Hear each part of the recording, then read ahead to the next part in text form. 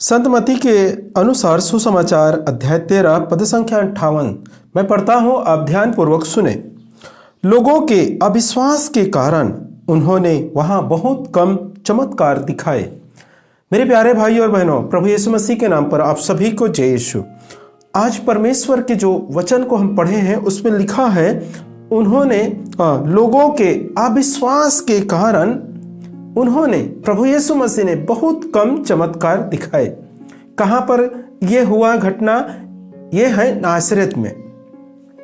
प्रभु यीशु मसीह जहां पले बढ़े वो नासरत में के बहुत सारे लोग हैं जो प्रभु यीशु मसीह पर विश्वास कर ही नहीं पाए, करते नहीं थे।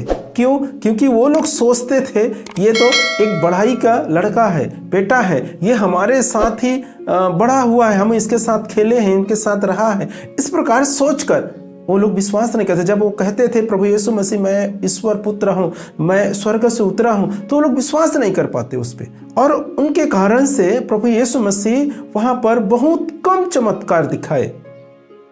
मेरे प्रिय भाई और बहन, यही घटना हमारे ऊपर भी आते, यही घटना हमारे ऊपर भी लागू होता है। हम भी कुछ इसी प्रकार से विश्वास करते हैं।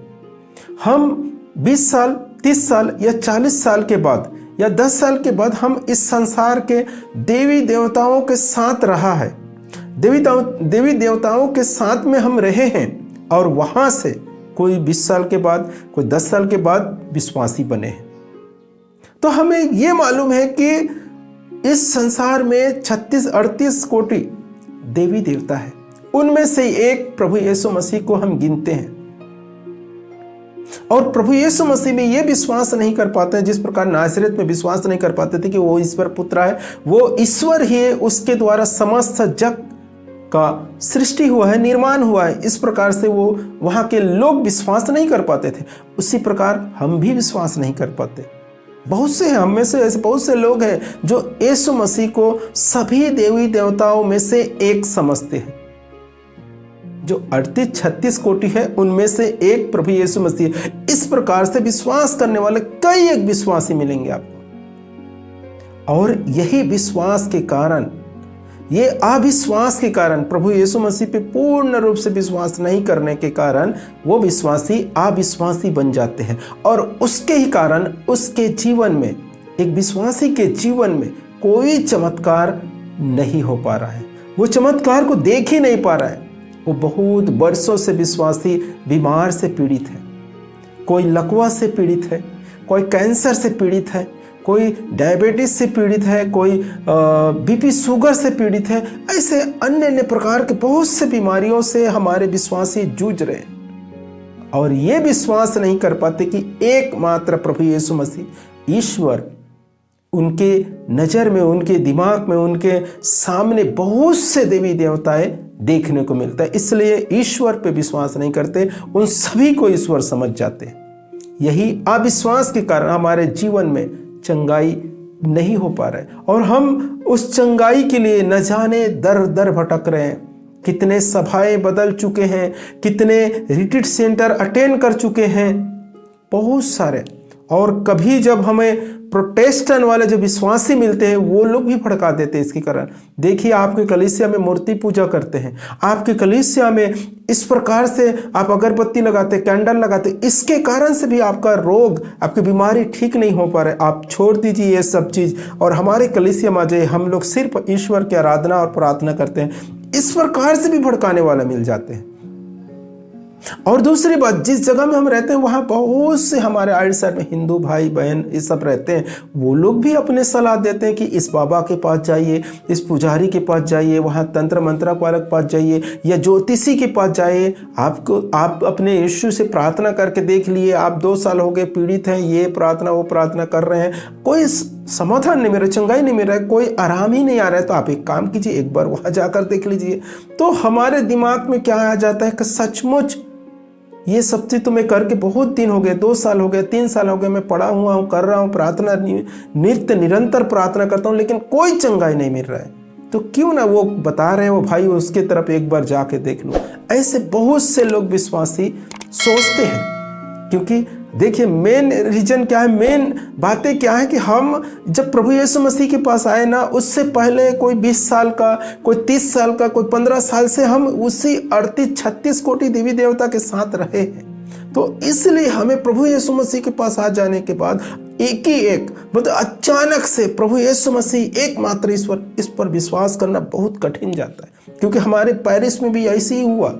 हमारे पेरिस में भी एक घटना इसी प्रकार हुआ। एक व्यक्ति को जब कैंसर हुआ यहाँ पे, तो वो प्रभु यीशु मसीह के पास प्रार्थना करते करते 3 महीना थक चुका है। उसे रिट्रीट सेंटर भी ले जाया गया, लेकिन कोई आराम नहीं आया। तो उसको हमारे विश्वासी में से एक आदमी ने, हमारे विश्वासी, हमारे कलीसिया के विश्वासी में से एक आदमी ने उसे एक बाबा के पास लेके गया, और वो दोनों जाकर वहाँ तंत्र मंत्र वो जो करते हैं वो तो करना चाहिए। उसके पास जाने से उसने बताया ऐसा है, आप वो है, पड़ोसी ने किया वो ऐसा, बहुत सारे बातें बताए। और उन लोगों ने नींबू बना के दिया, ताबीज बना के दिया, और वो भाइयों ने लाकर अपने हाथों में बांधा, घर नींबू में रखा, नींबू को अपने घर पे रखा, ये सब चीज़ किया उन लोगों ने। और प्रार्थना भी जारी रखा, प्रार्थना भी आ रहा। इस प्रकार से मैं ये हर एक विश्वासी के साथ नहीं होते, लेकिन बहुत से अधिकतर विश्वासी इसी प्रकार से है। क्योंकि हमारा क्या है, हम लोग बचपन से यहूदी नहीं है ना, बचपन से ही क्रिश्चियन नहीं है, बचपन से विश्वासी नहीं। हम लोग 20 साल के बाद, 30 साल के बाद, कोई 10 साल के बाद ऐसा है जो प्रभु के पास आए कुछ ना कुछ समस्या लेके, है ना। तो हमारे मन में क्या बैठा हुआ है कि ये 36-38 कोटि देवी देवता है, उनमें से एक प्रभु यीशु मसीह को समझते हैं। उन्हें भी ईश्वर समझ बैठते हैं जो 36-38 कोटि, लेकिन वो ईश्वर नहीं है। वो क्या है, जो मरे हुए इंसान हैं, उसके स्थापना हुए वो लोग हैं, उसे कहा जाता है देवी देवता, देवता कहा जाता है, ईश्वर नहीं। ईश्वर जीवित परमेश्वर को ईश्वर कहा जाता है। वो जीवित है खुदा, वो हमारी प्रार्थनाओं को सुनते हैं, हमें उत्तर देते हैं, हमसे बातचीत करते हैं, वो उसे ईश्वर कहा जाता है। और वो है एकमात्र प्रभु यीशु मसीह, जिसके द्वारा समस्त सृष्टि का निर्माण हुआ, जिसके द्वारा समस्त जग रचा हुआ है। हम सबको उसी ने बनाया, अपने हाथों से बनाया, और हमारे नथनों पे अपना प्राण वायु अर्थात पवित्र आत्मा फूंक दिया, और हम जीवित इंसान बन गए। तो इस बातों पर हमें विश्वास करना है। और इतना जल्दी विश्वास नहीं होगा जब हम बाइबल पढ़ते रहते हैं, वचन को सुनते रहते हैं। उत्पत्ति से लेकर जब आप पढ़ेंगे कैसा हुआ मानव का निर्माण, कैसे मानव का रचना हुआ, ये सब चीज़ तो हमें विश्वास होता है। और फिर बाइबल जैसे हम पुराने ग्रंथों को पढ़ेंगे तो ये सभी देवी देवता के बारे में उल्लेख है, उनके बारे में मालूम होता है। तब जाकर हमारे विश्वास परिपक्व होता है, दृढ़ होता है, और हमारे बीच में तब ये चमत्कार को हम देख पाएंगे। जिस प्रकार नासरत में बहुत से लोग हैं जो प्रभु यीशु मसीह पे विश्वास नहीं कर पाते थे, और उनके बीच में बहुत कम चमत्कार या चमत्कार किए ही नहीं प्रभु यीशु मसीह, इस प्रकार से कह सकते हैं। उसी प्रकार हमारे बीच में भी आज घटना है, इसी प्रकार हमारे बीच में, हमारे जीवन में हो रहा है।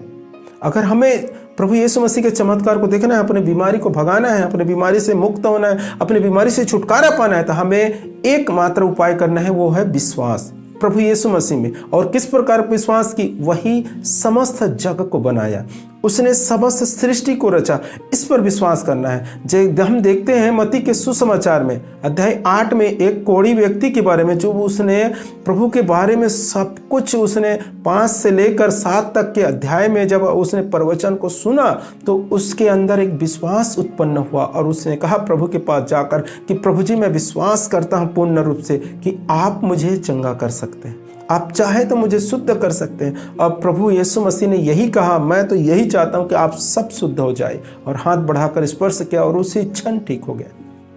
तो ये विश्वास हमारे अंदर आना जरूरी है।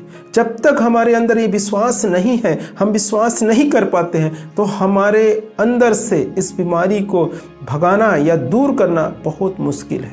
हम किसी दूसरे मार्ग ना अपनाएं, कहीं ऐसा ना हो जाए एक पाप के कारण ये बीमारी आए हैं और दूसरे और एक पाप हमारे ऊपर ला दें। ऐसा ना करें। मेरे प्रिय भाई और बहनों, समझने की कोशिश कीजिए, और हमें प्रभु के मार्ग को कभी नहीं छोड़ना है। प्रभु पर पूर्ण रूप से विश्वास करने की कोशिश कीजिए। प्रभु आपको इसी क्षण आपकी बीमारी से ठीक करने के लिए, मुक्त करने के लिए, दुरुस्त करने, ठीक करने के लिए परमेश्वर सक्षम है। उसके पास संपूर्ण सामर्थ्य है जो आपको एक नया इंसान बना सकता है। आपको एक नया इंसान बनाने के लिए उसके पास सामर्थ्य है। आप अपने जो भी पाप है जो किए हैं या जो भी है उससे मुड़ आए और प्रभु के पास आ जाए और विश्वास कीजिए कि एकमात्र ईश्वर प्रभु यीशु मसीह, और आपको परमेश्वर जरूर अच्छा और भला कर देगा। परमेश्वर इन वचनों के द्वारा आपको और आपके परिवार को भरपूर मात्रा में आशीष प्रदान करे। जय यीशु।